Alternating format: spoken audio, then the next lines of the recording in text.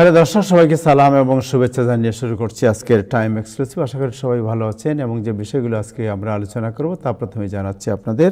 আজকের বিষয়ের মধ্যে আছে নিউ ইয়র্কে কমিউনিটি হেলথ সেন্টার স্থাপনে মামদানি প্রশাসনকে অনুরোধ জানানো হয়েছে বাংলাদেশি কমিউনিটির পক্ষ থেকে। নিউ ইয়র্ক সিটির জন্য ফ্রি চাইল্ড কেয়ার ঘোষণা করেছেন মামদানি এবং খ্যাতি হকুল। এবং বাংলাদেশ প্রসঙ্গে আমরা কিছু বিষয় নিয়ে আলোচনা করব। আজকে অতিথি যারা আছেন তাদের মধ্যে থাকবেন জনাব ডক্টর নকিবুর রহমান, জনাব মিয়ামুদ আফজাল, করিম চৌধুরী এবং আমাদের সাথে থাকবেন ইব্রাহিম চৌধুরী খোকন। শুরু করব দিনের আপডেট জানাচ্ছেন নাজমুল আহসান। শুরু করছি দিনের আপডেট জানাচ্ছেন নাজমুল আহসান। নাজমুল আহসান, আপনি শুনতে পাচ্ছেন? জি, শুনতে পাচ্ছি এখনো। জি, থ্যাংক ইউ। Let's start. ভাই, are you ready? I am ready. আপনার ক্যামেরা, সাউন্ড টাউন্ড সব রেডি? Everything is ready. We are on live. তাই নাকি? Okay, thank you. Thank you Abu Taher, এবং ধন্যবাদ টাইম টেলিভিশনের সকল দর্শক, শ্রোতা এবং ফ্যামিলি সবাইকে সালাম এবং শুভেচ্ছা। আশা করি আপনারা সবাই ভালো আছেন। জানুয়ারি মাসের 8 তারিখ বৃহস্পতিবার। আপনারা জানেন গতকাল যুক্তরাষ্ট্রে যে মর্মস্পর্শী ঘটনাটি ঘটেছে, আইস এজেন্ট কর্তৃক একজন 37 বছর বয়স্ক মা, তার 3 সন্তানের জননী, তিনি নিহত হয়েছেন আইস সদস্যের গুলিতে, এবং এ নিয়ে মিনেসোটা সহ সমগ্র যুক্তরাষ্ট্রে বিক্ষুব্ধ অবস্থা বিরাজ করছে। যদিও president Trump, vice president JD Vance এবং হোমল্যান্ড সিকিউরিটি দপ্তরের প্রধান, তিনি আইসেরও প্রধান মূলত, তার অধীনস্থ দপ্তরই হচ্ছে আইস, সেই ক্রিস্টি নোয়েন, তারা সবাই বলেছেন যে আত্মরক্ষার্থেই আইসের অফিসার এই গুলি চালিয়েছে। যদিও ভিডিও বিশ্লেষণ করে বেশ কিছু সংবাদ মাধ্যম জানিয়েছে যে এই এমন একটি ঘটনা যেখানে আইসের যে কর্মকর্তা গুলি চালিয়েছেন, 3টি রাউন্ড গুলি ছিল তার বন্দুকে, আগ্নেয়াস্ত্রের, তার মধ্যে 2টি তিনি ব্যবহার করেছেন। এবং পরবর্তীতে বিভিন্ন সাংবাদিকের প্রশ্নের উত্তরে ক্রিস্টি নোয়েমও বলেছেন, হোমল্যান্ড সিকিউরিটি চিফ, যে এই দুর্ঘটনাটি এড়ানো সম্ভব হতো। কিন্তু কিভাবে এটি সম্ভব হতো তিনি সেটি অবশ্য ব্যাখ্যা করেনি। কিন্তু হোমল্যান্ড সিকিউরিটি, প্রেসিডেন্ট ট্রাম্প এবং জেডি ভান যে কথাগুলো বলার চেষ্টা করেছেন সেটি হচ্ছে যে আত্মরক্ষার্থেই আইস অফিসার এই ব্যবহারটি করেছেন। কারণ যাকে অভিযুক্ত করা হয়েছে তার নাম হচ্ছে মিসেস গুড, 37 বছর বয়স্কা। তিনি দ্রুত গাড়ি চালিয়ে যাচ্ছিলেন আইস অফিসারকে লক্ষ্য করে। যখন আইস অফিসার তার গাড়ির দিকে তাকে জানলা খুলতে বলেন, তখনই নাকি তিনি দ্রুত গাড়ি চালিয়ে যাচ্ছিলেন এবং এতে অল্পের জন্য প্রাণে বেঁচে যান, কিন্তু আঘাতপ্রাপ্ত হয়েছেন সেই আইস অফিসার যিনি গুলি চালিয়েছেন। তবে আঘাতটা তিনি আইস অফিসার আঘাত কি গুলির আগে পেয়েছিলেন, না গুলি চালানোর সময় পেয়েছেন, না পরবর্তীতে পেয়েছেন, সেটি অবশ্য ব্যাখ্যাটা আসেনি এখনো। এবং ক্রিস্টি নোয়েম বলেছেন যে তিনি অত্যন্ত অভিজ্ঞ অফিসার এবং তিনি জানেন কখন আগ্নেয়াস্ত্র ব্যবহার করতে হয়।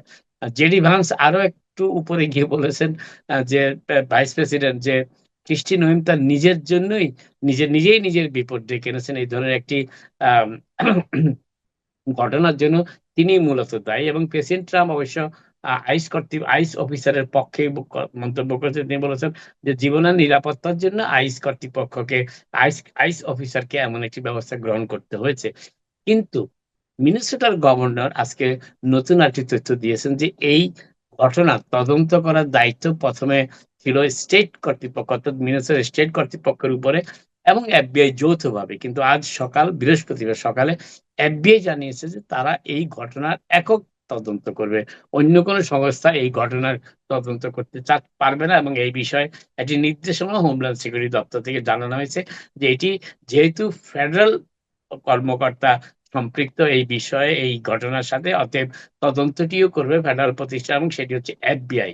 কিন্তু মিনেসোটার গভর্নর টিম ওয়েলস বলেছেন যে এই এফবিআই তদন্ত করার মানেই হলো এ নিয়ে আর কোনো তদন্ত হবে না, এ নিয়ে আর কোনো তেমন কিছু অগ্রসর হবে না, কারণ এফবিআই এই বিষয়টি ধামাচাপা দিয়ে দিবে।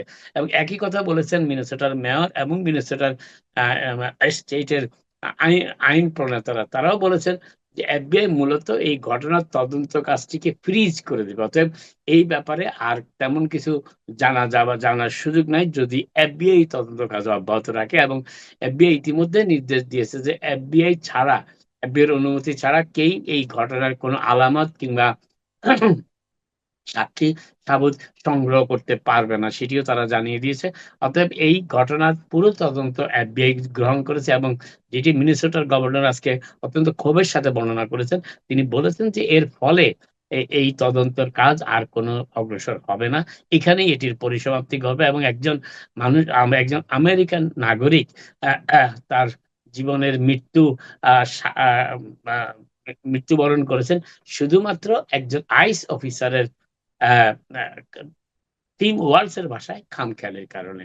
তিনি তাকে হত্যা করেছেন এমন অভিযোগ করেছে এবং এ নিয়ে মিনেসোটাতে বিক্ষোভ অব্যাহত রয়েছে আজ পর্যন্ত। আজ বৃহস্পতিবারও সেখানে বিক্ষোভ হয়েছে। আরেকটি বিষয় যেটি বলার চেষ্টা করছি সেটি হচ্ছে যে যে আ সেটি হচ্ছে যে অ্যা অ্যা আপনারা জানেন যে ভেনিজুয়েলাতে ভেনেজুয়েলার শাসক প্রেসিডেন্ট মাদুরোকে এবং তার স্ত্রী সহ যুক্তরাষ্ট্রে ধরে নিয়ে আসার পর সমগ্র ক্যারিবিয়ান এলাকা এবং দক্ষিণ আমেরিকা জুড়ে এক ধরনের উদ্বেগের সৃষ্টি হয়েছে এবং এই উদ্বেগের মাত্রায় আরো কিছুটা শক্তি সঞ্চার করেছেন যুক্তরাষ্ট্রের প্রেসিডেন্ট ট্রাম্প থেকে শুরু করে পররাষ্ট্র সচিব মার্কো রুবিও, ডিফেন্স সেক্রেটারি পিট হ্যাগসেট এবং যুক্তরাষ্ট্রের কয়েকজন সিনেটর রিপাবলিকান দলীয় যারা প্রেসিডেন্ট ট্রাম্পের ঘনিষ্ঠ। তা যদিও প্রেসিডেন্ট ট্রাম্প ইঙ্গিত করেছেন যে কলম্বিয়া হচ্ছে পরবর্তী লক্ষ্যমাত্রা।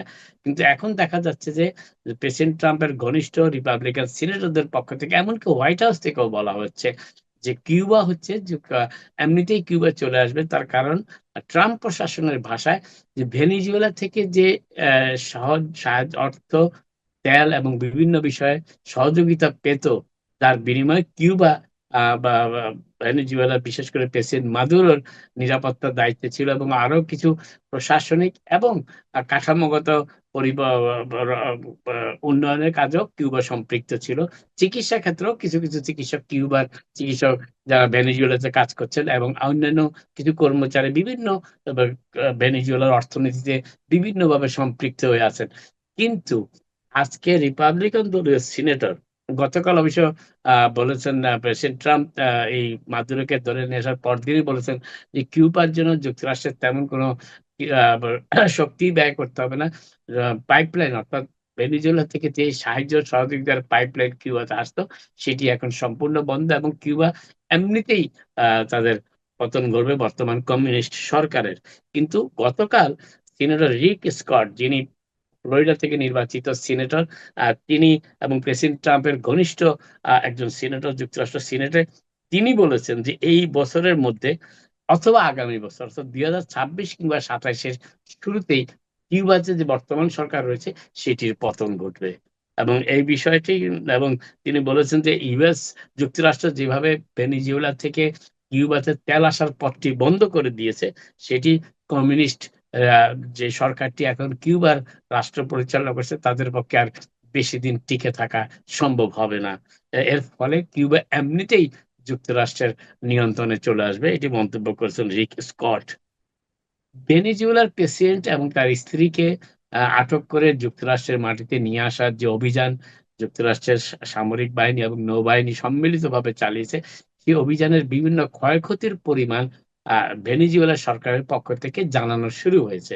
এবং তাতে দেখা যাচ্ছে যে আমি অবশ্য আপনাদের জানিয়েছিলাম যে যেদিন এই আক্রমণটি পরিচালনা করা হয়, সে সময় যে সমস্ত কিউবান দেহরক্ষীরা আ প্রেসিডেন্ট মাদুরোকে নিরাপত্তার দায়িত্বে ছিলেন তাদের প্রায় সকলেই নিহত হয়েছে।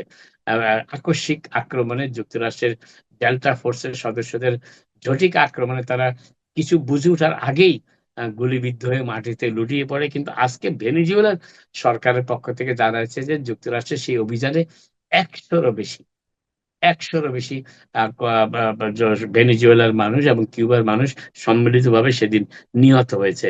এবং আজকে ১ম ভেনেজুয়েলার আভ্যন্তরীণ মন্ত্রণালয়ের দায়িত্বে যিনি রয়েছেন, স্বরাষ্ট্রমন্ত্রী যাকে আমরা বলে থাকি আমাদের ভাষায়, সেই ডিওসাডো কাবিলো আজকে বলেছেন যে ১০০ মানুষ নিহত হয়েছে যুক্তরাষ্ট্রের সেই অভিযানে। যুক্তরাষ্ট্র থেকে বলা হয়েছে যুক্তরাষ্ট্রের কেউই নিহত হননি। একজন সামান্য আহত হয়েছেন। তিনি চিকিৎসার পর এখন যুক্তরাষ্ট্রের নৌবাহিনী জাহাজে ফিরে এসেছেন। কিন্তু ওই ঘটনায় মাদুরো এবং তার স্ত্রী আহত হয়েছিলেন। সেটিও আজকে বলা হচ্ছে এবং এবং মাদুরোর স্ত্রী তিনি মাথায় আঘাত পেয়েছিলেন এই আক্রমণের সময়, সেটি জানিয়েছেন সেক্রেটারি অফিস, ইন্টেরিয়র সেক্রেটারি, যিনি তিনি আজকে জানিয়েছেন। এবং মাদুর আঘাত পেয়েছিলেন পায়ে। এবং আপনারা অনেকেই লক্ষ্য করেছেন মাদুরোকে যখন যে ভিডিওগুলো প্রচার করা হয়েছে, যে মাদুরোকে যখন যুক্তরাষ্ট্রের আইন শৃঙ্খলা বাহিনীর লোকজন দুই পাশ থেকে ধরে নিয়ে আসছিল, তখন তিনি একটু খুঁড়িয়ে খুঁড়িয়ে আসছিলেন, এবং তাতে বোঝা আজকেই সেটি প্রমাণ পাওয়া গেল যে তিনি পায়ে আঘাত পেয়েছিলেন এবং মাথায় আঘাত পেয়েছেন তার স্ত্রী। এবং সেই শনিবারে সেই আক্রমণে, অভিযানে সেই ১০০ জনের নিহত হওয়ার কথা বলেছেন। তবে এই তথ্যটি এতদিন ক্যারাকাসের পক্ষ থেকে, অর্থাৎ ভেনেজুয়েলার রাজধানীর পক্ষ থেকে, ভেনেজুয়েলার পক্ষ থেকে আর জানানো হয়নি। তবে আহ, তবে ২৩ জন কর্মকর্তার নাম, যারা প্রেসিডেন্টের দেহরক্ষী হিসেবে দায়িত্ব পালন করেছিলেন সেদিন, তাদের নাম অবশ্য ভেনেজুয়েলা প্রকাশ করেছে আজকে। এবং তাদের বলেছে যে প্রেসিডেন্ট ট্রাম্পের খুব স্পষ্টভাবে জানানো হয়েছে ভেনেজুয়েলার পক্ষ থেকে যে মাদুরোর দেহরক্ষীর দায়িত্ব যারা পালন করেছিলেন তাদেরকে একবারে ঠান্ডা মাথায় হত্যা করা হয়েছে, সেটিও ভেনেজুয়েলার পক্ষ থেকে আজকে জানাচ্ছে। এবং সেখানে বলা হচ্ছে যে ৩২ জন কিউবান সৈন্য মাদুরোকে পাহারা দিচ্ছিলেন এবং তাদের সবাই নিহত হয়েছেন। অ্যাফোর্ডেবল কেয়ার অ্যাক্ট, যদিও ইতিমধ্যেই সেটি তার সেই অ্যাক্টের মাধ্যমে প্রিমিয়াম দেওয়ার সুযোগটি বন্ধ হয়ে গেছে ডিসেম্বরের ৩১ তারিখের পর, কিন্তু আজকে যুক্তরাষ্ট্রের হাউস অফ রিপ্রেজেন্টেটিভে সেই অ্যাফোর্ডেবল কেয়ার অ্যাক্টে স্বল্প মূল্যে প্রিমিয়াম দেওয়ার বিষয়টি আরো ৩ বছর বর্ধিত করার একটি প্রস্তাব পাশ হয়েছে রিপাবলিকান নিয়ন্ত্রিত যুক্তরাষ্ট্র কংগ্রেসের সিনেটে। এবং সেটি পাশ হয়েছে, পাশ হওয়ার একটি মাত্র কারণ যে রিপাবলিকান দলের কয়েকজন সিনেটর এই অ্যাফোর্ডেবল কেয়ার অ্যাক্টের প্রিমিয়াম সুবিধাটি বর্ধিত করার ব্যাপারে ডেমোক্র্যাটদের সাথে হাত মিলিয়েছেন। এবং দেখা যাচ্ছে যে ভোটাভোটের ফলাফল হচ্ছে ২৩০টি ভোট অ্যাফোর্ডেবল কেয়ার অ্যাক্ট, অর্থাৎ ওবামা কেয়ার অ্যাক্টের যে স্বল্প মূল্যে প্রিমিয়াম দেওয়ার যে সুযোগটি ছিল সেটি বর্ধিত করার পক্ষে যুক্তরাষ্ট্রের ২৩০ জন কংগ্রেসম্যান সমর্থন দিয়েছেন, ১৯৬ জনের বিপক্ষে ছিলেন। যদিও যুক্তরাষ্ট্র কংগ্রেসে রিপাবলিকান এবং ডেমোক্র্যাটদের মধ্যে ব্যবধান এখন মাত্র ৪টি আসনে। অতএব এর ফলে যে মাত্র ২ জন কি ৩ জন সদস্য বিগড়ে গেলেই রিপাবলিকানদের পক্ষে কোনো বিল পাশ করানো মুশকিল হয়ে যাচ্ছে। ঠিক তেমনই একটি অবস্থায় ২৩০টি ভোট পড়েছে এই অ্যাফোর্ডেবল কেয়ার অ্যাক্টের যে মেয়াদ, সেটি আরো ৩ বছর, স্বল্প মূল্যে প্রিমিয়াম দেওয়ার যে সুযোগ, সেটি আরো ৩ বছর বৃদ্ধি করার জন্য। কিন্তু আহ, বিষয়টা দাঁড়িয়েছে যে এটি সিনেটে পাশ হবে কিনা। সিনেটে যদি পাশ না হয়, তাহলে হাউসে পাশ হওয়ার কোনো অর্থ দাঁড়ায় না, কারণ যুক্তরাষ্ট্রে কোনো বিল সিনেট এবং হাউসের দুটো ক্ষেত্রেই পাশ হতে হয়, দুটো আহ, শাখাতেই পাশ হতে আইন প্রণেতাদের, এবং সিনেটে এটি পাশ হওয়ার সম্ভাবনা কম। তবে রিপাবলিকান দলের যে সমস্ত কংগ্রেসম্যান ডেমোক্রেটদের সাথে সমর্থন দিয়েছেন এই বিল পাশ করার ব্যাপারে কংগ্রেসে, তাদের কেউ কেউ এমন ধারণা পোষণ করছেন, এমন মতামতও তারা দিয়েছেন আজকে বিভিন্ন সংবাদ মাধ্যমে।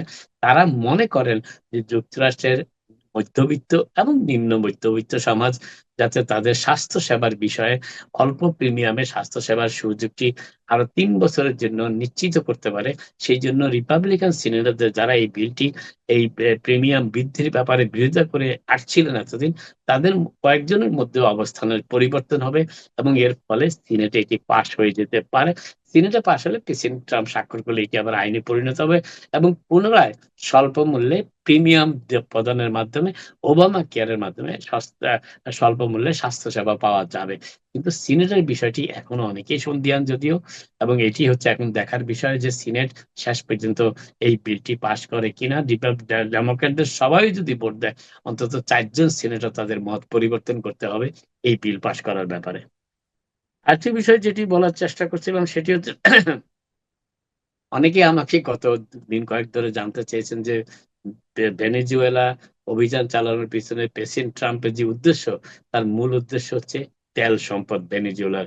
এবং একাধিকবার যুক্তরাষ্ট্রের পক্ষ থেকে গত ২ দিন ধরে এটি বলা হচ্ছে যে যুক্তরাষ্ট্র সেই দেশের তেল আমদানি করবে যুক্তরাষ্ট্রে, এবং সেই সেই তেলের বিক্রয়ের লব্ধ অর্থ থেকে যুক্তরাষ্ট্রের জনগণ এবং ভেনেজুয়েলার জনগণের কল্যাণে ব্যয় করা হবে।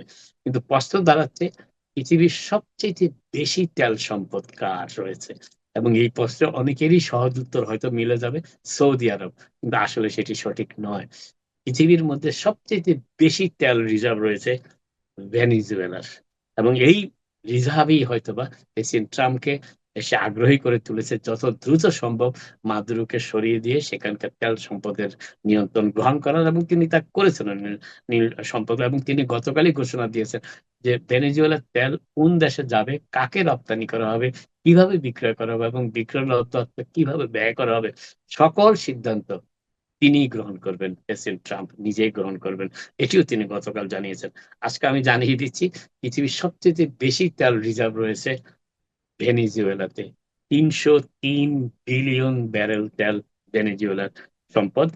এর পরের অবস্থানটি হচ্ছে সৌদি আরবের, ২৬৭ বিলিয়ন ব্যারেল তেল সম্পদের মালিক হচ্ছে সৌদি আরব। এরপরে হচ্ছে ইরানের অবস্থান, তৃতীয় স্থান, যেটি ২০৯ বিলিয়ন ব্যারেল তেলের মালিক ইরান। ইরাক হচ্ছে চতুর্থ স্থানে, ১৪৫ বিলিয়ন ব্যারেল তেলের মালিক হচ্ছে ইরাক।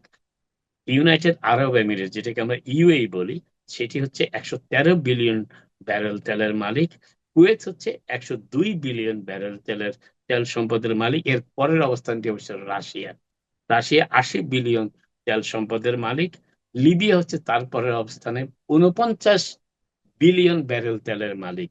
এবং যুক্তরাষ্ট্র হচ্ছে ৪৫ বিলিয়ন তেলের মালিক। অর্থাৎ যুক্তরাষ্ট্রের যে তেল সম্পদ রয়েছে ৪৫ মিলিয়ন, তার থেকে প্রায় ৯ গুণ বেশি তেল সম্পদ রয়েছে ভেনিজুয়েলাতে। অতএব প্রেসিডেন্ট ট্রাম্পের ভেনিজুয়েলার প্রতি আগ্রহের ব্যাপারটি এখন আর অন্য কোনোভাবে দেখার সুযোগ নেই। তেল সম্পদ হচ্ছে সেখানে, এবং সেটি যুক্তরাষ্ট্র ইতিমধ্যেই তেল সম্পদ দ্রুত যুক্তরাষ্ট্রে নিয়ে আসার ব্যাপারে ব্যবস্থা গ্রহণ করতে যুক্তরাষ্ট্রের এনার্জি সেক্রেটারিকেও নির্দেশ দিয়েছেন প্রেসিডেন্ট ট্রাম্প। এবার আসি, একটু আগে তাহের আপনাদের জানিয়েছেন যে মেয়র মামদানি তার নির্বাচনী প্রচারণার সময় যে দুটি বিষয়ের উপরে সবচেয়ে বেশি গুরুত্ব দিয়েছিলেন, তিনটি বিষয় অবশ্য। একটা হচ্ছে universal child care new York সিটির বাসিন্দাদের জন্য, দ্বিতীয়টি হচ্ছে অ্যাফোর্ডেবল হাউজিং, এবং তৃতীয়টি হচ্ছে ফ্রি বাস। প্রথম দুটির ব্যাপারে কিছুটা অগ্রগতি লক্ষ্য করা যাচ্ছে, যদিও তৃতীয়টির ব্যাপারে অগ্রগতির কোনো সম্ভাবনা এখনো দেখা যাচ্ছে না। প্রথমটি ব্যাপার, যেটি ইউনিভার্সাল চাইল্ড কেয়ার, সেটি আজকে অনেকটা নিশ্চিত হওয়া গিয়েছে।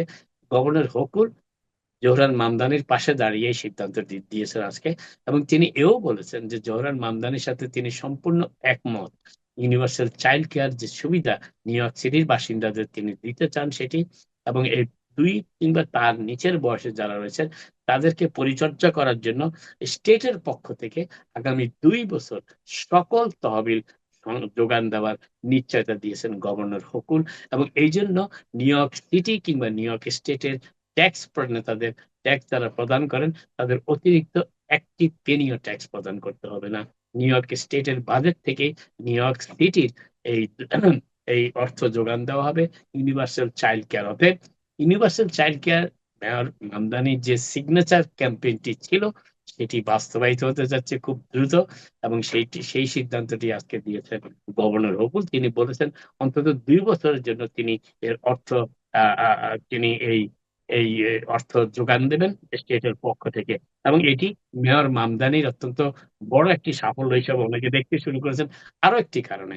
সেটি হচ্ছে এই ঘোষণা দেওয়ার সময় গভর্নর হকুল বলেছেন তিনি শুধু নিউ ইয়র্ক সিটি নয়, নিউ ইয়র্কের প্রতিটি কাউন্টিতেই যাতে ২ বছর কিংবা তার চাইতে কম বয়সের শিশুদের পরিচর্যা দেওয়া যায় স্টেটের পক্ষ থেকে, সেই বিষয়টি নিয়েও তিনি কাজ করতে শুরু করেছেন, এবং আশা করছেন যে পরবর্তী বাজেটে হয়তোবা এই জন্য একটি সুযোগও রাখা সম্ভব হবে। তবে নিউ ইয়র্ক সিটি বাসিন্দাদের জন্য অত্যন্ত সুখবর, তাদের সন্তানরা তাদের ২ কিংবা তার থেকে কম বয়সের রয়েছেন তারা ইউনিভার্সাল চাইল্ড কেয়ার পেতে যাচ্ছেন তাদের।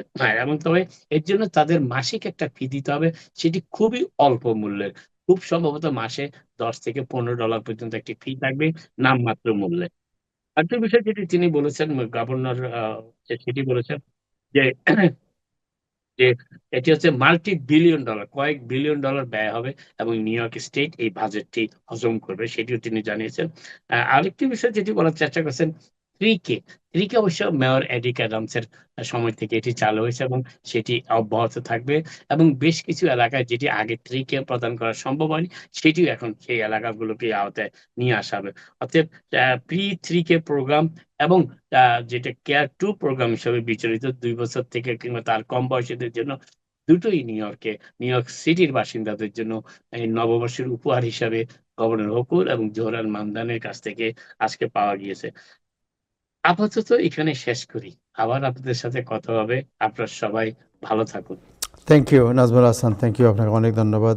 নাজমুল হাসান, একটু জিনিস বুঝতে চাই, অভিযান এবং আক্রমণ এই দুটোর মধ্যে হোয়াট ইজ দ্য ডিফারেন্স?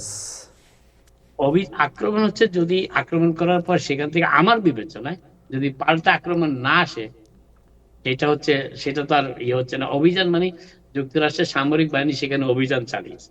তা আপনি দেখলাম যে হঠাৎ করে প্রথমে বললেন যে সেখানে যে আক্রমণের পরে আপনার টোন চেঞ্জ করে বললেন অভিযান। আমি বুঝতে না, পারলাম না যে আপনিও কি অন্য কারোর মতো মানে এরকম আমার শব্দের কাছে অভিযানটা মোর প্রফেশনাল। আমার কাছে অভিযানটা মনে হয়। অভিযানটা মোর প্রফেশনাল এবং অ্যাপ্রোপ্রিয়েট। এটা কি কোনো অসুবিধা আছে? আপনাকে তো আমি জিজ্ঞেস করি নাই, আমি জিজ্ঞেস না, করছি আপনি জিজ্ঞেস করলে ভালো জিনিসের তো শুনে আপনাকে আমি প্রশ্ন করি নাই, আমি প্রশ্ন করছি জানাব নাজমুল হাসানকে। আপনি প্লিজ যে আমার উত্তর দেওয়া যদি আপনার শরীরটা খারাপ হয়ে যায় আমি দুঃখিত। না, প্লিজ বি কোয়েট। আমি কেন জিজ্ঞেস করেছি এটা আমি জানি এবং দর্শকরা জানেন, কারণ উনি প্রথমে ওনার মুখ দিয়ে আসলো যে এই ভেনেজুয়েলাতে আক্রমণের সাথে সাথে উনি চেঞ্জ করে বললেন অভিযান। তখন আমার কাছে অ্যাপ্রোপ্রিয়েট শব্দটা হচ্ছে যে সেখানে আপনাকে তো অভিযান। আমি প্রশ্ন করি না, আমি তো নাজমুল সাহেবের সাথে কথা বলছি।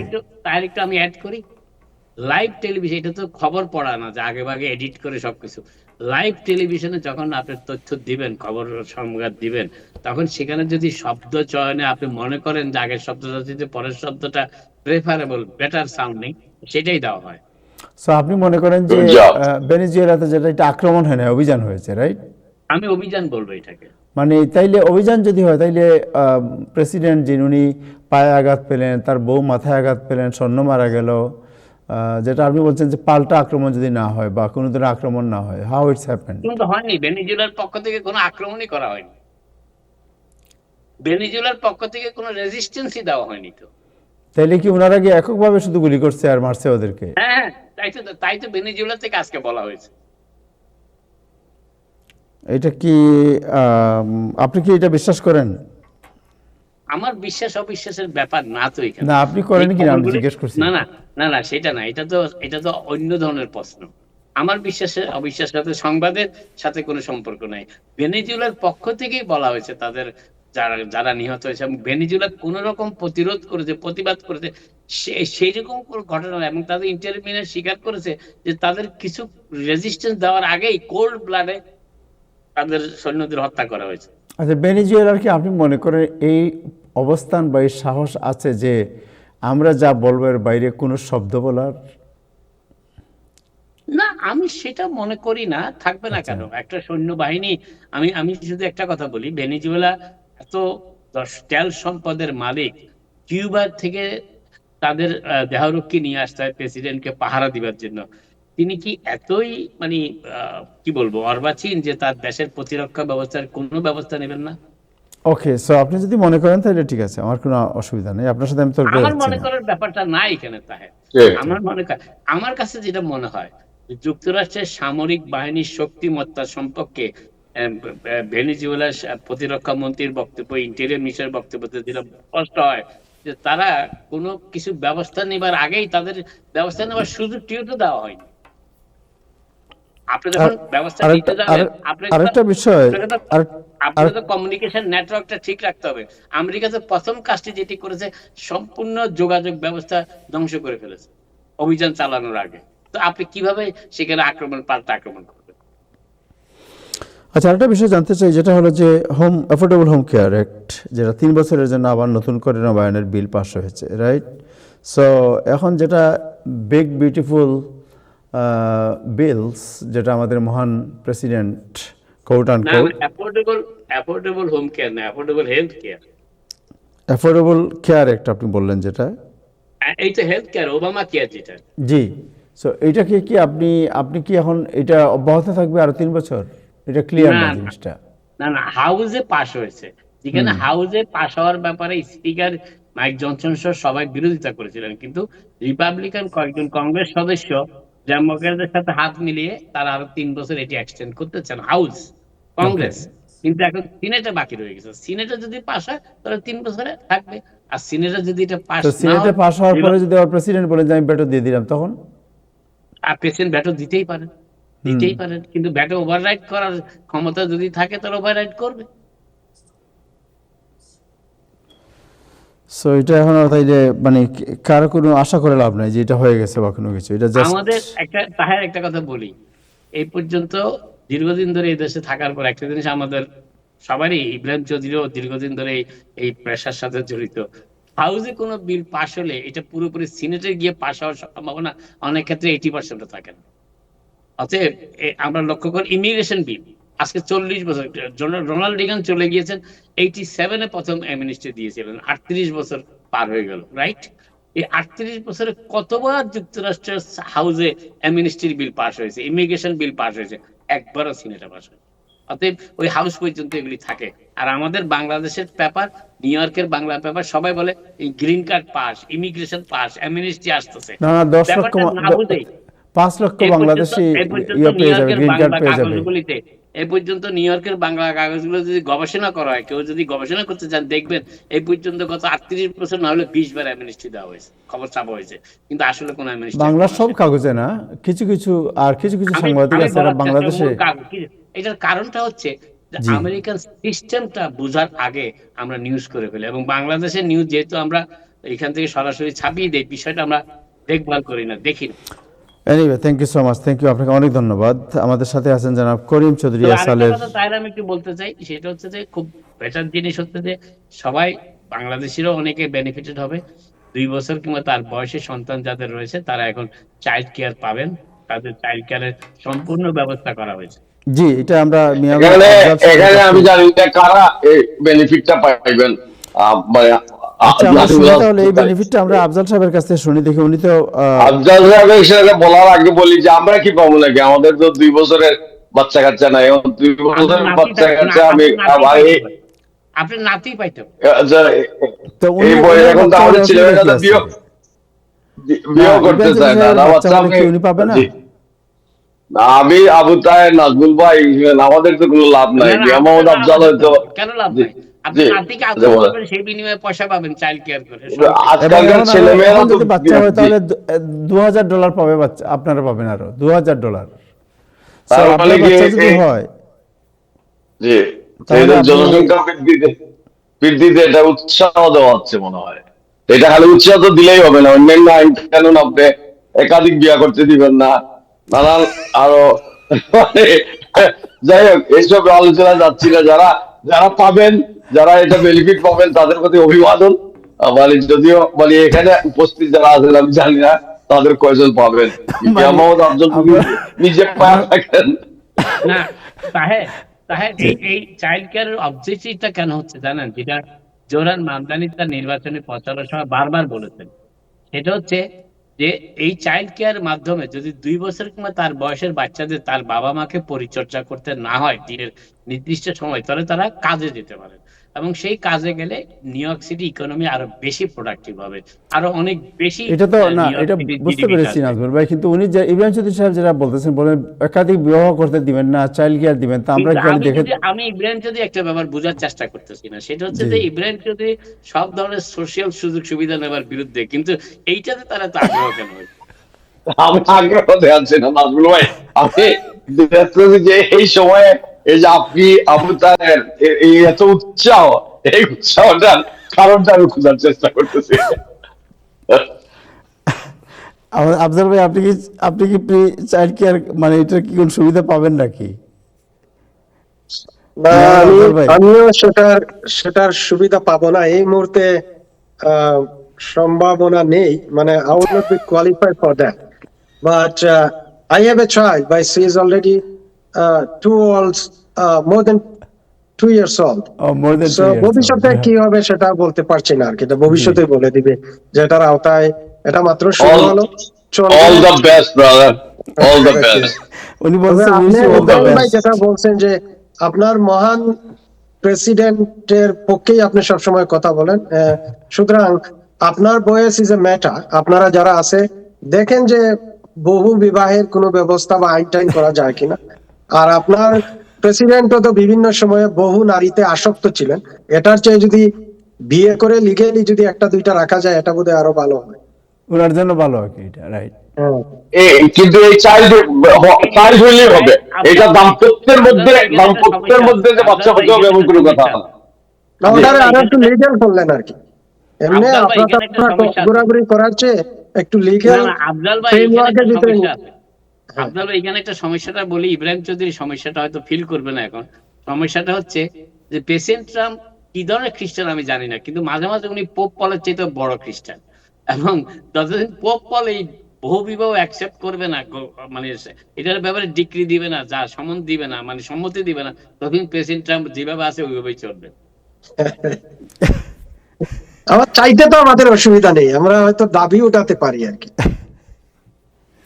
জি, আচ্ছা আফজাল ভাই, শুনি এখন তাহলে যে যে যে চাইল্ড কেয়ারের যে ইয়েটা আজকে হকুল এবং আমাদের নতুন মেয়র তারা যে ইয়ে করলেন, এইটার মানে কনসিকুয়েন্সটা কি হবে, এটাতে সুবিধাটা কি হবে এটাতে?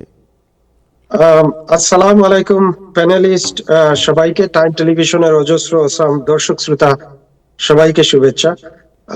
এটা হয়তো নাজমুল ভাই বলেছেন অলরেডি এটা, এবং তাহের ভাইও বললেন যে এটা অলরেডি আমাদের গভর্নর, প্রথমে তো গভর্নর এটা শুনছিলাম যে এটার বিরোধিতা করছিলেন, কিন্তু হঠাৎ করে আজকে তারা দুইজনেই মিলে 2 years old যারা নিউ ইয়র্ক সিটির বাচ্চা আছে তাদের 2 বছরের জন্য ফ্রি চাইল্ড কেয়ার সুবিধাটা দিবেন, এটা তারা সম্মত হয়েছে। এবং এটা এই যে ফ্রি চাইল্ড কেয়ারের জন্য আমাদের বর্তমান মেয়র জুরহান মামদানির একটা সিগনেচার ক্যাম্পেইন প্রমিস ছিল। সো এটাতে বলা যাচ্ছে যে ওনার opening days of the mayoralty, it is a significant political victory for the mayor, যে এটা এলটি আদায় করে আনছে। কিন্তু এটার একটা অসুবিধা বা শর্টকামিং যেটা হলো সেটা হচ্ছে যে এটা আপাতত মাত্র চাইল্ড বলতে তারা 2 years চাইল্ড বলছেন কারণ সেটা আমরা জানি না, যে ফেডারেল পারপাসেও একটা ক্রেডিট আছে, সেটাকে child and dependent care credit বলে। তো ওইটা চাইল্ড ডেফিনেশনটা হচ্ছে আন্ডার 13 years of old, যারা তারাই চায়। কিন্তু এখানে দেখা গেছে যে তারা যেটা করছে অনলি 2 years old কে তারা চাইল্ড হিসাবে বিবেচনা করে এই 2 years old যাদের বাচ্চা আছে তাদেরকেই ফ্রি চাইল্ড ট্যাক্স ক্রেডিট দিবে। এতে করে দেখা গেছে যে 13 যে ফেডারেল যে ক্রেডিটটা dependent and child care credit up to 13 years old পর্যন্ত দেয়, তারা এখানে দিচ্ছে অনলি 2 years old পর্যন্ত। কিন্তু প্রশ্ন হচ্ছে যে যাদের বাচ্চা 5 বছর আছে, 6 বছর আছে, তাদেরও তো কেয়ার দরকার, তাদের বিষয়টা কি হবে? Still the new worker has to pay for child care, because কারো 5 বছর, 6 বছর, 7 বছর যদি হয় তাহলে তাদের কি চাইল্ড কেয়ার লাগবে না যদি প্যারেন্টস এর দুইজন যদি কাজ করে? এটা গেল একটা। সেকেন্ড থিং যেটা হচ্ছে যে তারা এই ফল থেকে, আমাদের মেয়র বলছেন এই ফলটা হচ্ছে যে রিসেন্ট ফল সিজন, এটা স্টার্ট ফ্রম সেপ্টেম্বর, অক্টোবর আর নভেম্বর, এই 3 মাসকে ফল সিজন বলে। এটা শুরু হবে ফল সিজন থেকে, এবং তারা শুধুমাত্র 2000 চাইল্ডকে এই ফল সিজনে নিউ ইয়র্ক সিটির 2000 চাইল্ড আন্ডার 2 years old এদেরকে তারা এই চাইল্ড কেয়ারের আওতায় তারা আনবে। তাহলে দেখা যাচ্ছে 2000 child is not that large number, এবং অনেক চাইল্ড এটার বাইরে চলে যাবে। তবে মেয়র সেটা বলছেন যে এটা 2 years যেটা, সেটা হাই নিড এরিয়া গুলাকে সিটি সিলেক্ট করবে, যে high need area city select করবে। আমরা এখনো জানি না যে সিটি কিভাবে সেটা সিলেক্ট করবে, কোন এলাকা হাই নিড এরিয়া হবে, ওখানে ফল সিজনে 2000 বাচ্চাদেরকে child care, free child care দেওয়া হবে। এবং এটা আলটিমেটলি যে পরবর্তী 4 বছরের ভিতরে একটা সার্বজনীন প্রোগ্রামে সেটাকে তারা পরিণত করবে। এটাই হচ্ছে যে আজকে খ্যাতি হুকুল এবং আপনার যেটা আমাদের মেয়র মামদানি তারা সম্মত হয়েছে। এখন আরেকটা প্রশ্ন এখানে আছে, আমি যেহেতু ট্যাক্সের মানুষ, যে এটা বলা দরকার যে আগে কি চাইল্ড কেয়ারের জন্য কোনো গভর্নমেন্ট কি কোনো বেনিফিট দিছিল? এটা নিউ ইয়র্ক স্টেট গভর্নমেন্টই বলেন আর ফেডারেল গভর্নমেন্ট বলে, ইয়েস, সেটা ছিল যে ধরেন যে কোনো বাচ্চা যদি দুইটা বাচ্চা, সর্বোচ্চ আপনার বাচ্চা আন্ডার 13 ইয়ার্স অফ ওল্ড যদি বাচ্চা থাকে, তাদের দুইটা বাচ্চার জন্য তারা সর্বোচ্চ $2100 ফেডারেল ক্রেডিট দিতে, এবং এর 20% অথবা 100% কোনো কোনো ক্ষেত্রে নিউ ইয়র্ক স্টেট এই ক্রেডিটটা দিত আগে। এখন প্রশ্ন হচ্ছে যে এই ক্রেডিটটা পাইতে হইলে আপনার কি করতে হইতো? এই ক্রেডিটটা পেতে হলে যদি বোথ প্যারেন্টস ওয়ার্ক করে এবং কাউকে যদি তারা হায়ার করে to take care of the child, তাইলে এটার উপরে ভিত্তি করে আপ টু 2100 পর্যন্ত, depending on the income, federal government এবং স্টেট গভর্নমেন্ট, ফেডারেল গভর্নমেন্ট দিত 2100, এবং যদি 100% স্টেট দেয় ফেডারেল গভর্নমেন্টের চাইল্ড কেয়ার অ্যামাউন্ট, তাইলে আরো 21 জন্য 4,000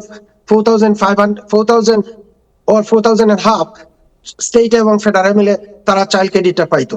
এখন প্রশ্ন হচ্ছে যে এই যে ফ্রি চাইল্ড ট্যাক্স ক্রেডিটটা যদি এখানে যদি দেওয়া হয়, তাহলে কি ফেডারেল চাইল্ড ক্রেডিটটা কি তারা পাবে না?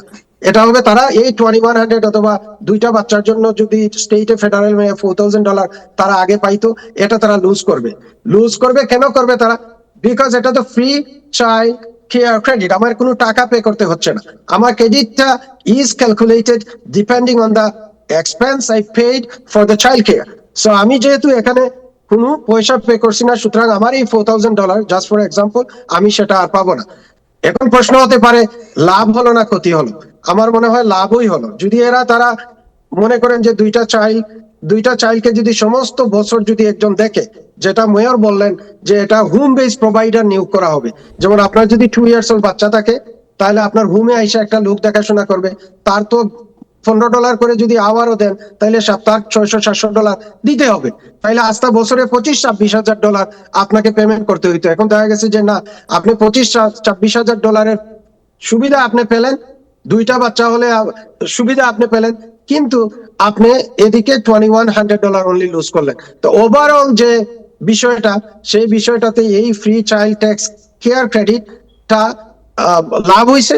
এখন কোন ক্ষেত্রে এটা এক কথায় হ্যাঁ অথবা না বেনিফিটেড হয়েছে কিনা বলা যাবে না। আরেক ক্ষেত্রে হচ্ছে যে ফেডারেল ক্রেডিটটা হচ্ছে অনলি ফর 2 চাইল্ড। আপনার যদি বাচ্চা 5টাও থাকে, তারা দুইটা বাচ্চার জন্য $600, 3,000 and 3,000, $6,000 উপরে ক্যালকুলেট করে $2,100 ট্যাক্স ক্রেডিট দিত।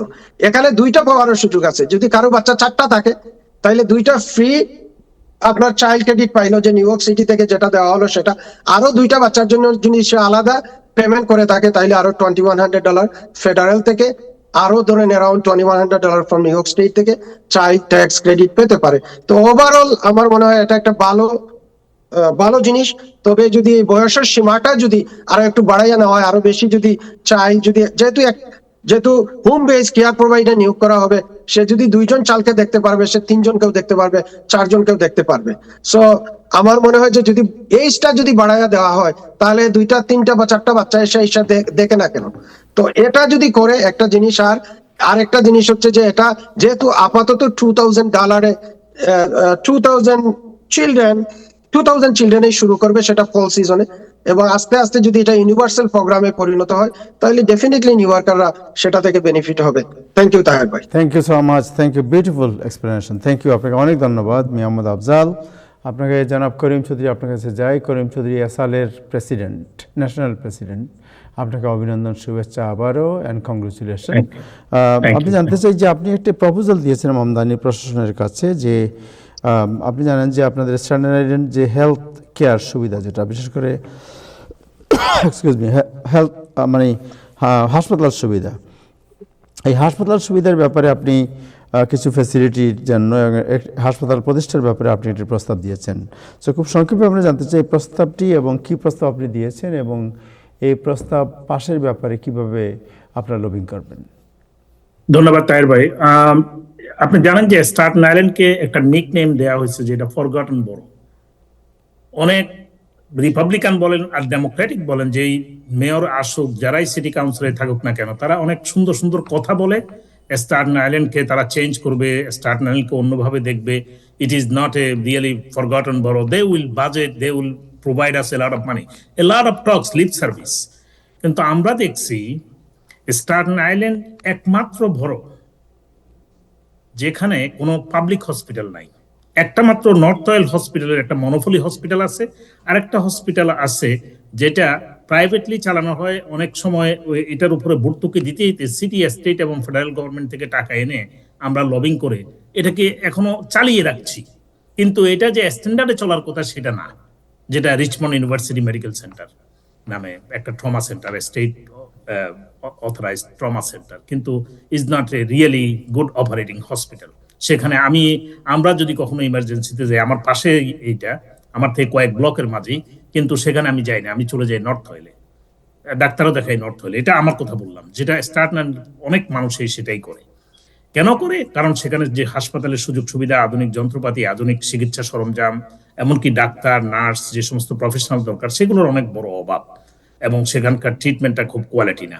তা আমরা দীর্ঘদিন ধরে, যেহেতু এখানে 4টা বড়র মাঝে একমাত্র বড় যেখানে কোনো পাবলিক হসপিটাল নাই।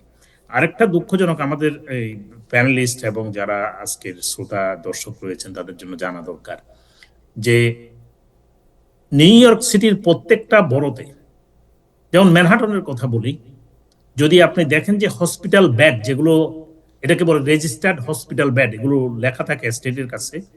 আপনি জানেন যে এই হসপিটাল বেড ম্যানহাটনে প্রতি 1000 লোকের জন্য 6টা অ্যাক্টিভ হসপিটাল বেড আছে।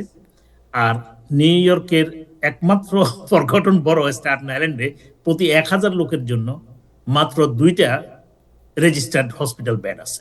চিন্তা করুন, এখন যদি কোনো রকমের, আমরা প্যান্ডেমিকের কথা বলছি না, যদি কোনো হেলথ ইমার্জেন্সি অ্যারাইজ করে, তাহলে আমাদেরকে এই পেশেন্টগুলোকে আপনাদের অন্য বড়তে নিয়ে যেতে হয়, এবং সেক্ষেত্রে অনেক সময় বড় ধরনের বিপর্যয় ঘটতে পারে পথে, এবং যাওয়ার পরে যে তাৎক্ষণিকভাবে সিট পাবেন সেখানে, এটাও তো আশা করা যায় না।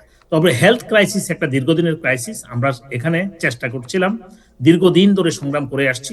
এবার যখন আমি এই মেয়র মামদানির ট্রানজিশন টিমে সার্ভ করার সুযোগ হয়েছে, তখন আমি এই বিষয়গুলো উত্থাপন করছি। অনেকগুলো বিষয় আছে, আমি শুধু স্ট্যাটেন আইল্যান্ডকে রিপ্রেজেন্ট করি না, যেহেতু আমি ওয়ার্কার্স জাস্টিস কমিটিতে ছিলাম, আমি সে বিষয়ে ফোকাস করছি। আমার প্রস্তাবগুলো সেগুলো আমি রিটেন ভাবেই সাবমিট করছি, in addition to our face to face meeting যেটা বলি। ঠিক এই প্রস্তাবটাও আমি এতদিন বলতে পারি নাই আর কি, কিছুটা সীমাবদ্ধতা ছিল। এনডিএ সাইন করছিলাম আমরা সবাই, তো যার ফলে এখন আমি এই প্রস্তাবটার কথা আমি বলছি। আপনি যদি পারেন একটু দেখাই দেন, আমাদের দর্শকরা একটু দেখতে পারবে। এই প্রস্তাবটাতে আমি 2টা জিনিস একত্র করছি, সেটা হলো যাই স্ট্যাটেন আইল্যান্ডের একটা পাবলিক হসপিটাল স্থাপন করা, যাতে করে আমাদের যে হেলথ কেয়ার ক্রাইসিসটা এখানে আছে সেটা যাতে একটু লাঘব হয়, আমাদের মানুষ যাতে হেলথ কেয়ার সুযোগ সুবিধাটা পায়। এখানে 500,000 লোকের জন্য একটা মাত্র সচল হসপিটাল, 600 বেড। এখানে সবসময় crisis, not only the emergency crisis, সিটের জন্য যে ক্রাইসিস, দেখা যায় রুগী ওই যে বারান্দায় পড়ে আছে ওই হসপিটালের, সপ্তাহের পর সপ্তাহ কিন্তু সিট পাচ্ছে না। How we are getting the health care service here? এটা কিন্তু অন্যান্য বড়তে এই সুবিধাগুলো আছে, আপনাদের এত কষ্ট করতে হয় না। আরেকটা যে অর্থনৈতিকভাবে ইনজাস্টিস, অ্যাফোর্ডেবিলিটির কথা বলা হয়েছে, তার ভাই আপনি হয়তো মেনশন করবেন পরে, আমি এখনই করে যাচ্ছি। যে আপনারা জানেন যে 1964 সাল থেকে বেড়াজানো ন্যারোজ ব্রিজের মধ্য দিয়ে স্ট্যাটেন আইল্যান্ডকে কানেক্ট করা হয়েছে সিটির অন্য 4টা বড়র সাথে। কিন্তু দুর্ভাগ্য হলো যে এই ব্রিজটা আসার পরে আমাদের কিন্তু আমাদের উপরে টোল দিতে হচ্ছে তখন থেকে। এই টোলের জন্য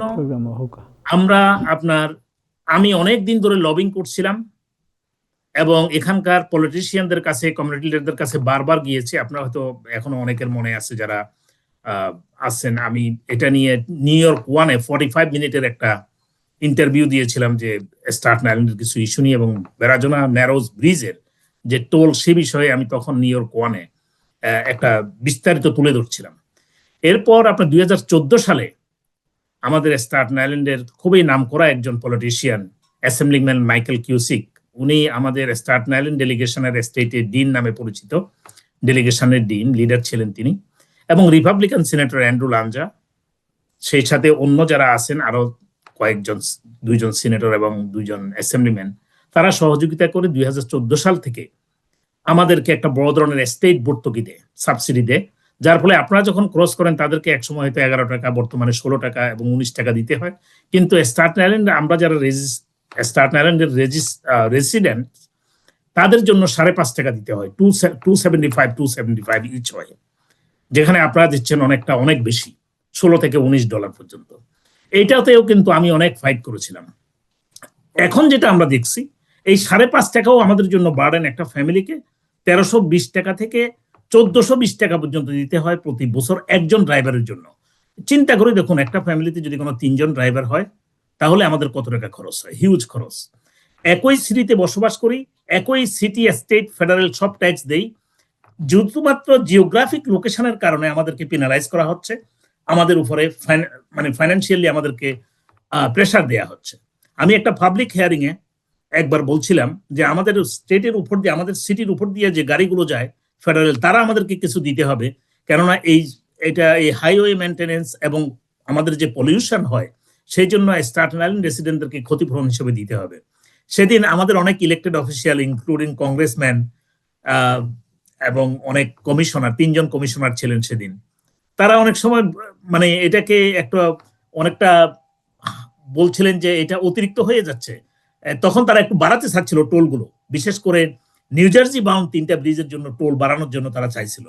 তখন আমি তাদেরকে বলছিলাম ওই হিয়ারিং এ কয়েকশো মানুষের সামনে সিএসআই কলেজে, যে আপনারা যদি বেশি বাড়াবাড়ি করেন, আপনারা কমিশনাররা তো কেউ টোল দেন না, আমরা স্ট্যাটেন আইল্যান্ডবাসী টোল দেই, আমরা ইউজাররা টোল দেই। যদি বেশি বাড়াবাড়ি করেন তাহলে I will take it to the federal court and I will drag it for several years and you all will be unemployed and go home without money. You will be unemployed because I will drag it in the federal court for several years. I was threatening this way. It was just a threat. And I said it, I will do it. And our congressman that time supported me, our senator, our assemblyman, city council member, many community leaders. তো আমি এইবার মামদানির যেখানে বলছি যে state আর কত দিবে, state প্রতি বছর, এখন গত বছর তারা $27 মিলিয়ন আমাদেরকে ভর্তুকি দিয়েছে, কিন্তু আমরা দেখেন 29 বিলিয়ন থেকে $41 বিলিয়ন ট্যাক্স দেই এই স্ট্যাটেন আইল্যান্ড থেকে, কিন্তু পাওয়ার ক্ষেত্রে আমরা 10 বিলিয়নও পাই না। এটা সব স্টেটের সব সিটি, আমাদের নিউ ইয়র্কের সিটির সব শহরগুলো, আপনাদের কুইন্স, ব্রঙ্কস, ব্রুকলিন, ম্যানহাটন, সবার জন্য এরকম আমরা অনেক টাকা পাঠাই, কিন্তু তার সামান্য অংশ মাত্র আমরা ফেরত পাই আমাদের উন্নয়নের জন্য। কিন্তু আমাদের এটা ইকোনমিক অ্যাফোর্ডেবিলিটির জন্য এতটা ইম্পর্টেন্ট স্ট্যাটেন আইল্যান্ডের জন্য যে এই ব্রিজ টোলটা আমরা এবার প্রস্তাব দিয়েছি। আমার সেই প্রস্তাবে আপনি যে পলিসি মেমোরান্ডাম আমি দিয়েছি সিটি কাউন্সিলের মাঝে, ইতিমধ্যে অনেক সিটি কাউন্সিল পেয়েছে, সেখানে আমি বলেছি আমরা $3 করে দেব এবং তোমরা $2.5, $2.50 সিটি যেন আমাদেরকে সাবসিডি দেয়। এতে করে অ্যাফোর্ডেবিলিটি আমাদের কাছে অনেক বাড়বে, আমাদের একটু সহায়তা হবে আমাদের ফ্যামিলিগুলোর, আমাদের যারা স্ট্যাটেন আইল্যান্ডের। আমরা আশা করি নিউ ইয়র্ক সিটি, ইতিমধ্যেই কয়েকজন সিটি কাউন্সিল মেম্বারের সাথে আমার কথা হয়েছে, তারা আমাকে কথা দেয় নাই যে প্রস্তাব দিবে, তারা বলছে যে এটা নিয়ে আলোচনা হতে পারে, ইট ইজ রেশনাল, এবং তারা এটা নিয়ে কাজ করবেন। I am very positive that today or tomorrow it will come because Staten Island deserve this subsidy from New York City. Thank you জনাব করিম চৌধুরী, আপনাকে অনেক ধন্যবাদ। আমরা আশা করি আমরা দেখবো, বাট আমরা সাহেব আপনার কাছে যাইবার আর এর আগে আপনাকে একটা বাংলাদেশ প্রশ্ন করতে চাই। সেটা হচ্ছে যে বাংলাদেশে তারেক রহমান সাহেব আসলেন, উনি আসার পরে বাংলাদেশে এখন মানে মানুষের মধ্যে বিএনপিকে নিয়ে উচ্ছ্বাস এবং যে উদ্দীপনা, এর মধ্যে অনেকেই মনে করেছে যে এখন অন্য যে দল আছে, বিশেষ করে জামাত বা অন্য যারা আছে, তাদের অবস্থান খুব একটা নড়বড়ে হয়ে গিয়েছে। বাট জগন্নাথ ইউনিভার্সিটি কলেজের যে রেজাল্ট, এই রেজাল্টে আবার দেখা যাচ্ছে যে শিবির জিতে গেছে, ছাত্রদল জিততে পারে নাই। এইটাকে আপনি কিভাবে দেখছেন? না, এটা রাজনীতির একটা বার্তা আমাদের দিচ্ছে। আমাদের দেশে মানে যে প্রথাগত রাজনীতির যে দ্বিদলীয় বাস্তবতা ছিল, আওয়ামী লীগ ভার্সেস বিএনপি, এইটার একটা পরিবর্তন আসছে। আমরা এই যে মাঝখানে জামাত সমর্থিত হোক বা জামাত ঘরানার হোক বা জামাতের লোকজন হোক, একটা মিশ্র মনের এনসিপি, তাদের উত্থান দেখেছিলাম, সেখানে সে জাগরণ দেখছিলাম। এখন আমরা একের পর এক নির্বাচনে জামাত শিবিরের উত্থানকে যারা ছোট করে দেখবেন, আমার মনে হয় দেখা ঠিক হবে না। আমি একটা রাজনৈতিক কর্মী হিসাবে আমি মনে করি যে জামাত এটা হুট করে একদিনে যে হচ্ছে তাও না, এটা জামাতগত মানে 20-30 বছর থেকে এটা প্রস্তুতি নিয়েছে প্রত্যেক স্কুল কলেজে, এবং এই প্রস্তুতির কথা সেই আমরা 80-90 দশকের থেকেই মানে আমরা জানতাম যে তারা এই ধরনের প্রস্তুতি নিয়ে আসছে। কিন্তু আমরা জানলে তো হবে না, যারা ক্ষমতায় উপস্থিত থাকতে চেয়েছেন তারা সেভাবে জামাতকে মোকাবেলা করার জন্য কোনো রাজনৈতিক সাংস্কৃতিক আন্দোলন বা প্রস্তুতি তাদের ছিল না। তারা বরঞ্চ মানে ওই জামাত যতটা মানে যে পথে হাঁটতেছে, এই পথে এই পাশের পথে হেঁচে জামাতকে পাশে নিয়ে শিবিরকে প্রশ্রয় দিয়ে কিভাবে ক্ষমতা কুক্ষিগত করে রাখবেন সেটাই চেষ্টা করেছেন। জামাত ধর্মাশ্রয়ী রাজনৈতিক দল হিসেবে সমর্থন পাচ্ছে, তাইলে আমরাও আরো মাদ্রাসাতে গিয়া চুপি পরে মুজিবকুট পরে মাদ্রাসার আমরা মুতল্লি সাজবো। কিন্তু ওই মাদ্রাসা থেকে তো আর মানে ওই লোকজন ঢাকা বিশ্ববিদ্যালয়ে এসে ওরা জয় বাংলা স্লোগান দিবে না বা শহীদ জিয়া স্লোগান দিবে না। এটা এদের রাজনৈতিক মানে অ্যালাইনমেন্টটা জামাতের পক্ষে, শিবিরের পক্ষে, এবং এটা আগামী রাজনীতিতে প্রভাব ফেলবে। এবং আমি মনে করি এই আগামী নির্বাচনেও এখন আমরা যেমন মনে করতেছি, আমার মনে হয় তারেক জিয়া তার জীবনের সর্বোচ্চ পাওয়া ইতিমধ্যে পেয়ে গেছেন। বেগম খালেদা জিয়ার মৃত্যুর মধ্য দিয়ে বাংলাদেশের যে একটা বাস্তবতা, সেই বাস্তবতা আমরা দেখুন তিনি এসেছেন। এবং তিনি যাওয়ার সময় আমরা যদি মনে করি তাহের সাহেব দেখি আমরা, আমাদের দর্শকদের মনে থাকে যদি, তাহের সাহেব যে অবস্থায় মানে যুক্তরাজ্যে যান, সেই সময় তার যে ভাবমূর্তি ছিল, হ্যাঁ তাকে খুব অন্যায়ভাবে পাঠানো হয়েছে, কিন্তু তার যে ভাবমূর্তি আছে অনেকটাই রিকভার করে তিনি যখন একটা বীরের বেশি এসে দেশে নামলেন। কিন্তু এটা হচ্ছে সাময়িক আবেগের ব্যাপার। যদি রাজনীতিতে তাকে টিকে রাখতে হয়, যেটা অসম্ভব, এটা নির্বাচনী পরীক্ষার সম্মুখীন হতে হবে। এবং এই নির্বাচনী পরীক্ষাটা জামাতের সাথে খুব সহজে হবে না। পাশাপাশি জামাত এবং বিএনপি দুপক্ষ আওয়ামী লীগকে মোকাবিলা করতে হবে, আওয়ামী লীগকে বাদ দিয়ে এবার এই নির্বাচন। এবং এই হিসাব নিকাশ তারা কিভাবে করতেছেন এটা আমরা আগামীতে দেখবো। তবে জামাতকে যদি মানে হেলাফেলা করা হয় এবং বিএনপি মনে করেন তারা অনেকগুলো আসন পেয়ে খুব সহজেই নির্বাচিত হয়ে যাবেন, আমি মনে করি না বাস্তবতা এটা। জামাতকে শক্তভাবে মোকাবেলা করেই আগামী নির্বাচনে তাদের শক্তিটা দেখাতে হবে। এবং সেটার জন্য বিএনপির রাজনৈতিক, সাংস্কৃতিক, সাংগঠনিক প্রস্তুতি কতটা, এ নিয়ে আমার যথেষ্ট সন্দেহ আছে। Thank you so much.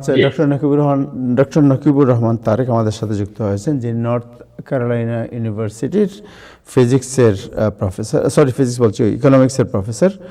জনাব নকিবুর রহমান, আপনাকে শুভেচ্ছা জানাচ্ছি। বাট অলসো ওনার রাজনৈতিক পরিচয় হচ্ছে উনি জামাত ইসলামের মুখপাত্র। জনাব নকিবুর রহমান, গত পরশু বেসিক্যালি গতকালকে রেজাল্ট বেরিয়েছে যে জগন্নাথ বিশ্ববিদ্যালয়ে শিবিরের যে বিজয় এবং ছাত্রদলের যে অবস্থান, ছাত্রদল আগে ঢাকা ইউনিভার্সিটিতে আমরা দেখেছিলাম অনেক গ্যাপ ছিল, বাট জগন্নাথ ইউনিভার্সিটিতে দেখা যাচ্ছে গ্যাপটা অনেক কমে এসেছে। আপনারা এটা কীভাবে মূল্যায়ন করছেন? এটা কি আপনাদের জনপ্রিয়তা কমছে এর প্রমাণ, না কিভাবে আপনারা দেখছেন বিষয়টি? জি, অনেক ধন্যবাদ তাহের ভাই এবং ইব্রাহিম ভাই এবং অন্য যারা আছেন, আপনাদের সবাইকে শুভেচ্ছা। আমাদের যদি আমরা দেখি যে প্রত্যেকটা বিশ্ববিদ্যালয়ে একটা ভিন্ন ভিন্ন ডাইনামিক্স থাকে।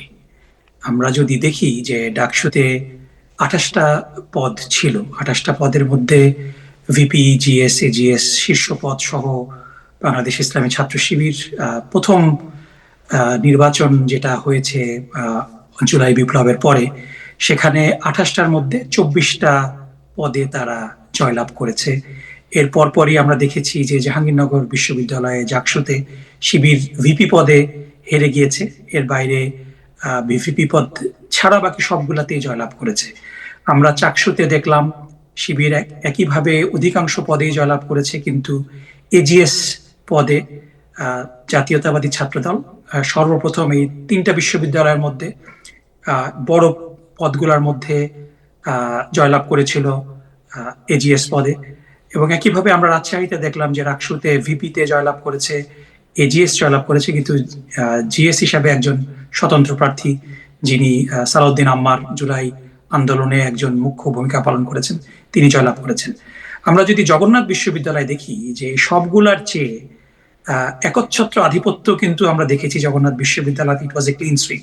ভিপি, জিএস, এজিএস সহ প্রায় সবগুলা পজিশনেই শিবির জয়লাভ করেছে। এবং এখানে আপনি ঠিকই বলেছেন তাহের ভাই যে অন্য ইয়েতে আমরা যদি দেখি যে ডাকসুতে যেখানে সাদিক কায়েম প্রায় 14,000-এর কাছাকাছি ভোট পেয়ে জয়লাভ করেছিল, সেখানে জাতীয়তাবাদী ছাত্র দলের আবিদ মাত্র 6,000 ভোট পেয়েছে। সো অলমোস্ট 3 গুণ ভোট বেশি পেয়ে জয়লাভ করেছিল।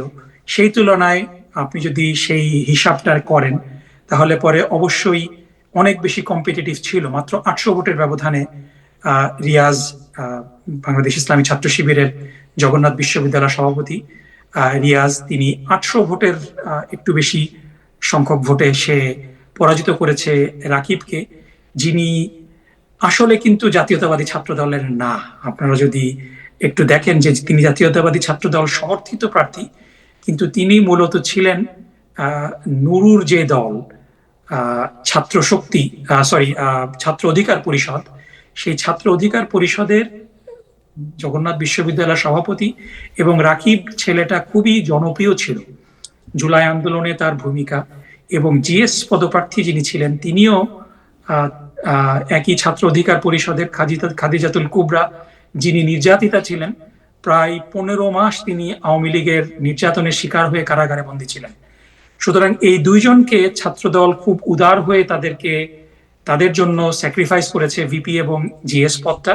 এজিএস পদপ্রার্থী ছিলেন ছাত্রদলের এবং অন্যরা ছিল ছাত্রদলের।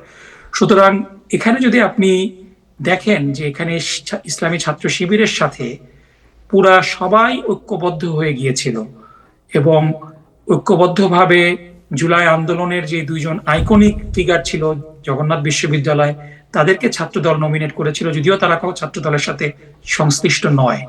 সো আপনি যেটা বলছেন সেটা একভাবে হয়তো ব্যাখ্যা করা যেতে পারে।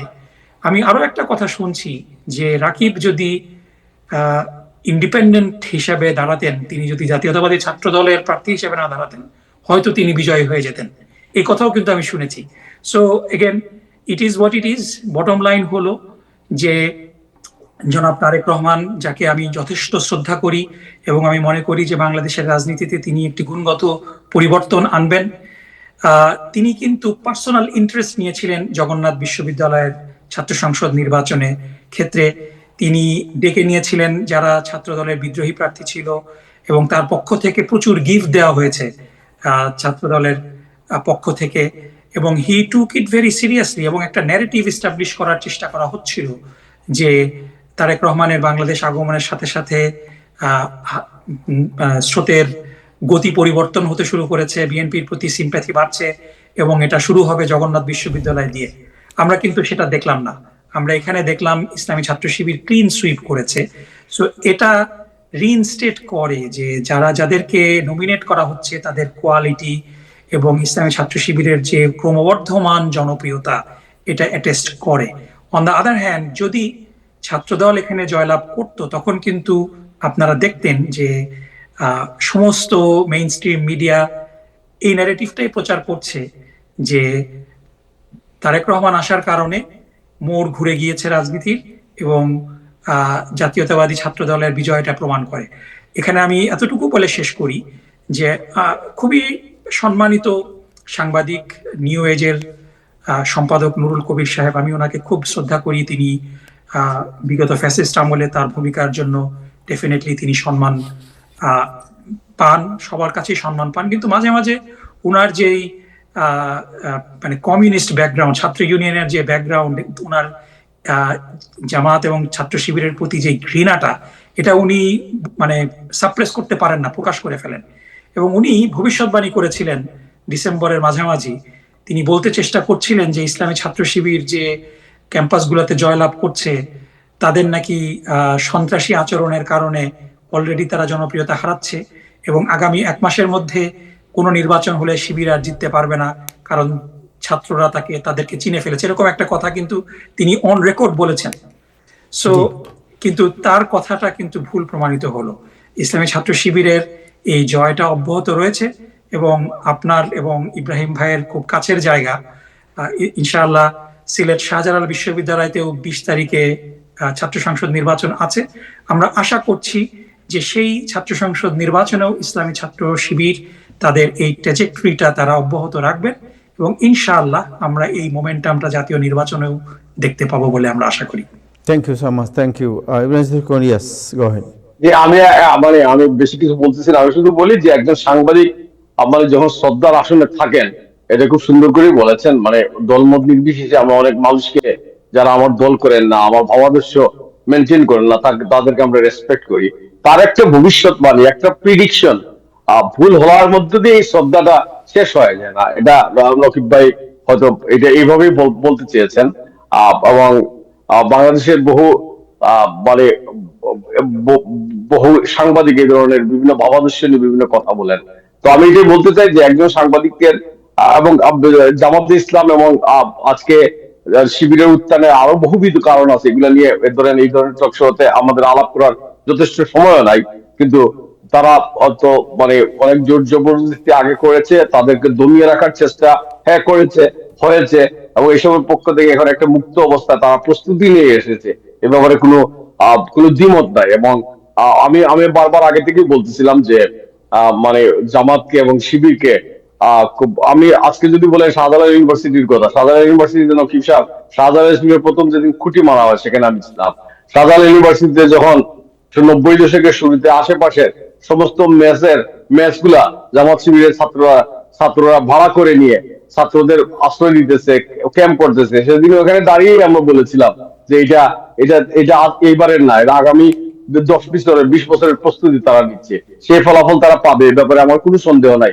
তার পাল্টা হিসাবে এই যে আপনারা কমিউনিস্ট বলে ব্লেম করেন, এটা করেন, আমরা তো মনে করছিলাম আমরা ক্ষমতায় আছি, আমাদের মানে চেতনার মানে বোঝা আরেকজনের কান্দে নিয়ে ওনারে দায়িত্ব দিছি এই আমাদের চেতনার সবকিছু দেখভাল করেন। কিন্তু আমাদের তো সেই ধরনের প্রস্তুতি ছিল না। আমরা ক্যাম্পাসে আপনাদের সাথে মানে মারামারি করে শিবিরকে দমানোর চেষ্টা করেছি, আর তারাও দাকিরিজ চালিয়ে যত সম্ভব পারে আত্মহত্যা করতেছে। কিন্তু এইসব পুরনো ঘটনা, এখন তো না, এখন everybody became a good guy. But এখন এই সামনের পথে তাদেরকে এগুলা মানে তাদের উত্থান যে আমরা দেখতে পাবো, এটা আনপ্রিডিক্টেবল না।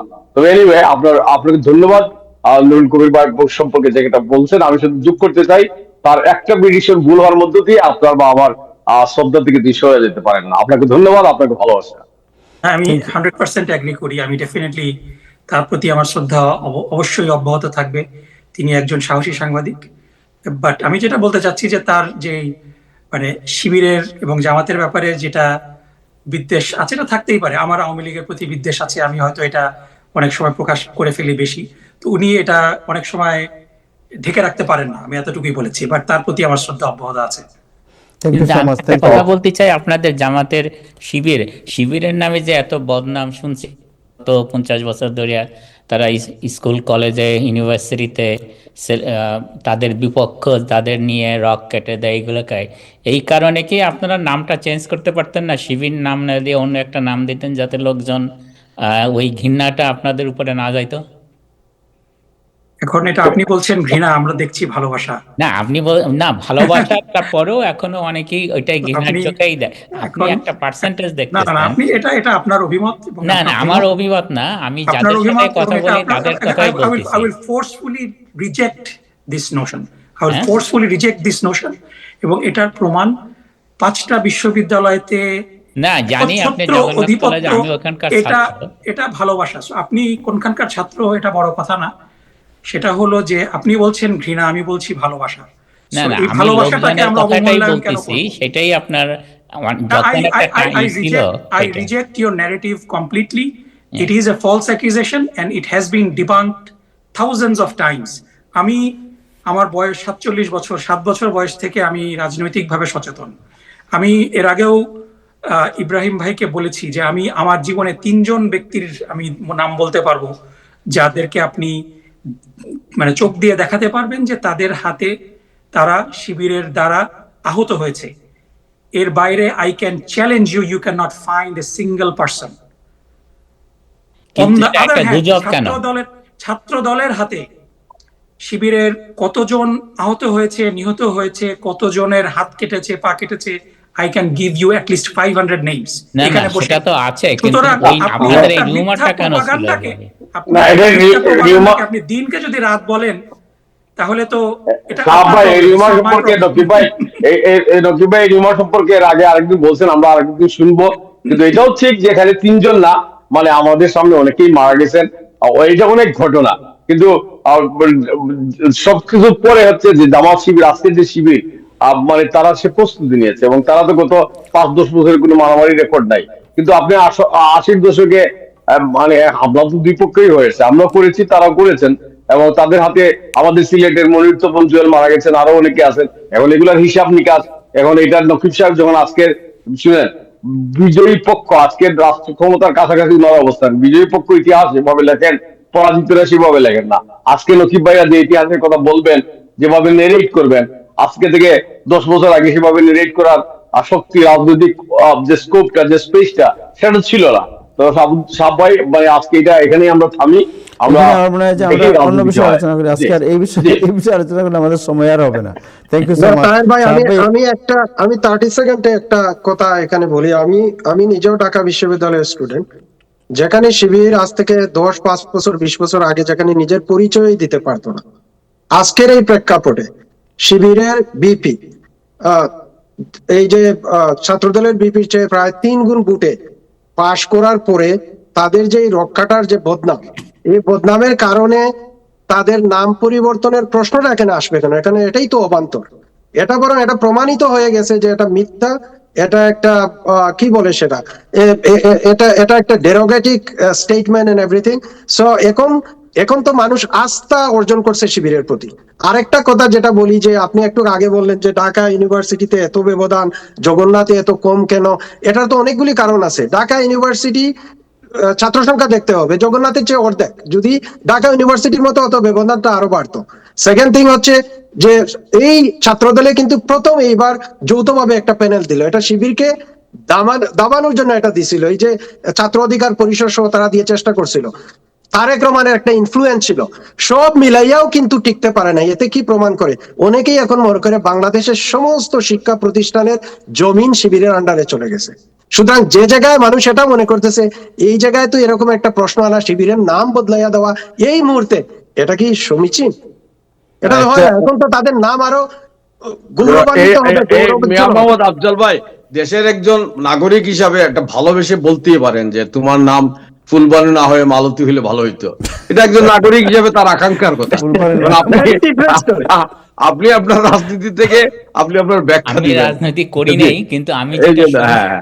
একজন সাধারণ মানুষ হিসাবে তিনি ওই অবস্থায় বলতেছেন যে প্রিয়তমা তোমার নাম না, যে এটা না মুহূর্তে হলে মানুষ ওইটা হইলে ভালো ভালোবাসছে হইতো। জি। শিবিরকে, বিশ্ববিদ্যালয়ে খারাপ পড়ে 2018 থেকে 25 ইয়ার্স অল স্টুডেন্টরা, এরাই হচ্ছে দেশের বৃহত্তর জনগোষ্ঠী, শিক্ষিত, তারপর সচেতন। তারা শিবিরকে যে মুহূর্তে ভালোবাসছে, এই মুহূর্তে আপনি আসিয়া বলবেন যে নাম বদলাইয়া দেন বদনামের কারণে, এটা তো হলো না। মানুষ তো ওই নামটাকে ভালোবেসে ফেলতেছে এখন।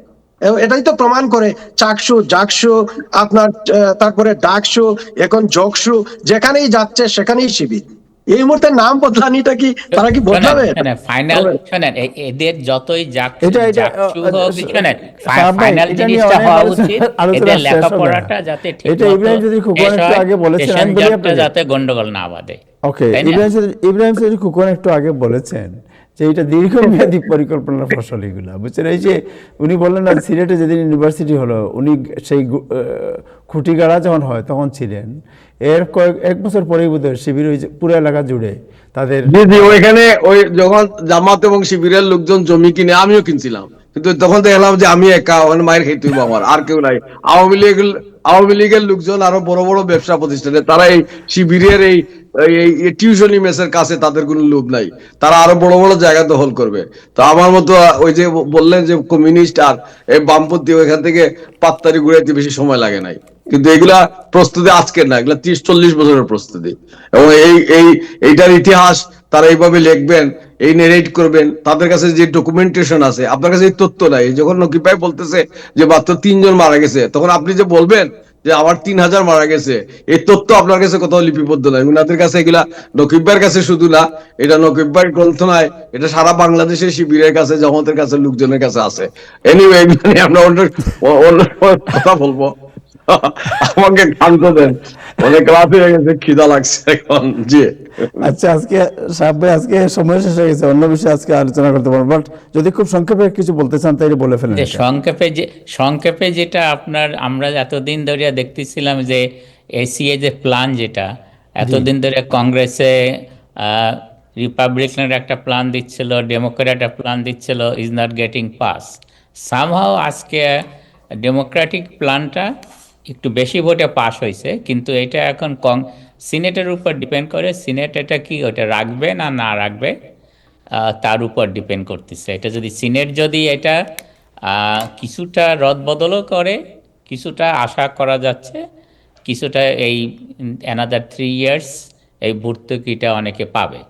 রাইট। সো না এটা হলে যদি অনেকে সিনেট যদি এটা অনেক কম্প্রোমাইজ করে এটা যদি সিনেটে পাস হয়, তারপরে ট্রাম্প সাহেবের টেবিলে যখন যাবে, ট্রাম্প সাহেব উনি যদি আবার ভেটো না দেয়, হ্যাঁ ওইটাই, ওই বিষয়টা একটু আগে আমরা আলোচনা করেছি এটা অলরেডি, যে ট্রাম্প সাহেব যদি ভেটো না দেন, আর আরেকটা হতে পারে যে যদি বাইপার্টিশন একটা নেগোসিয়েশন হয় এবং ট্রাম্প সাহেবকে বলা হয় যে ওকে আমরা এটা করছি, আপনি একটু সই করে দেন, তাহলে আপনার জন্য ইজি হবে, আপনার দুইটা আমরা পাস করে দেবো, ওইরকম কিছু হলে হয়তো এটা পাস হবে। আদারওয়াইজ ট্রাম্প সাহেব ভেটো দিলে ওনার রাইট আছে ভেটো দেওয়ার। থ্যাংক ইউ, আপনাকে অনেক আর ধন্যবাদ। যেটা সবাইকে ভ্যাকসিন নেওয়া উচিত, যারা খুবই বাড়তেছে আমরা দেখতেছি ওয়েদারের জন্য, সেটা হাসপাতালগুলোতে মানুষের লাইন এবং ভর্তি মানুষ। যাওয়া উচিত। জি, থ্যাংক ইউ সাহাব ভাই, আপনাকে অনেক ধন্যবাদ। Thank you doctor Nakibur Rahman, আপনাকে অনেক অনেক ধন্যবাদ। থ্যাংক ইউ আমাদের শ্রদ্ধেয় করিম চৌধুরী ভাই, আপনাকে অনেক অনেক ধন্যবাদ এবং কংগ্রেচুলেশন এগেইন। আপনার নেতৃত্বে এসআর আরও অনেক এগিয়ে যাবে আমরা এই আশা প্রত্যাশা করি। অ্যান্ড থ্যাংক ইউ জনাব মোহাম্মদ আফজাল, এনরোল এজেন্ট। আপনার তো কয়েকদিনের মধ্যেই শুরু হবে আপনার ব্যস্ততা এবং ট্যাক্স প্রিপারেশন। যারা ট্যাক্স নিয়ে কোনো ধরনের চিন্তা করেন বা ট্যাক্সের কোনো সমস্যা আছে, তারা যারা মিয়া মোহাম্মদ আফজালের সাথে যোগাযোগ করতে পারেন। যারা মিয়া মোহাম্মদ আফজাল, আপনার টেলিফোন নাম্বারটি একটু বলে দেন সবাইকে, তাহলে সুবিধা হবে কেউ যদি যোগাযোগ করতে চায়। 4024 3994024. Physical address 750 Lincoln Avenue, second floor, Brooklyn, NY 11208. Thank you দর্শক, আজকে এ পর্যন্তই। আগামীকাল আবার দেখা হবে। সবাই ভালো থাকবেন। খুদা হাফেজ।